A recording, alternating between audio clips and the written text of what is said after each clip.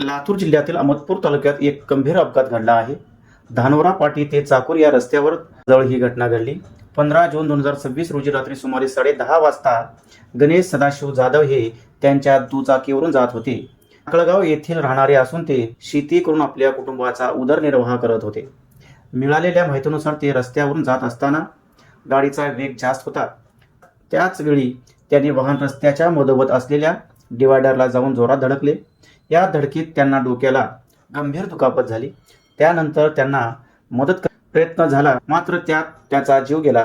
या प्रकरणी किनगाव पोलीस ठाण्यात गुन्हा क्रमांक 195/2026 दाखल करण्यात आला आहे.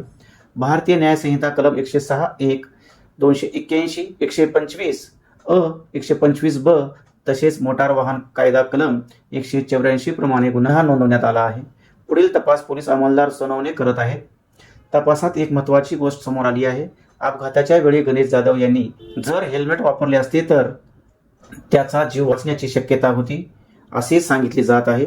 हा प्रसंग प्रत्येकासाठी समजून घेण्यासारखा आहे. आपण अनेक वेळा जवळचा रस्ता आहे म्हणून किंवा थोड्या वेळासाठी जातो म्हणून हेल्मेट वापरत नाही, पण अपघात कधीही आणि कुठेही होऊ शकतो. म्हणून गाडी चालवताना नेहमी वेग कमी ठेवणे, नियम पाळणे आणि हेल्मेट वापरणे खूप गरजेचे आहे. धन्यवाद. अशाच अपडेटसाठी आत्ताच आमच्या चॅनलला सबस्क्राईब करा, लाईक करा आणि तुमच्या मित्रापर्यंत ही बातमी नक्की शेअर करा. धन्यवाद.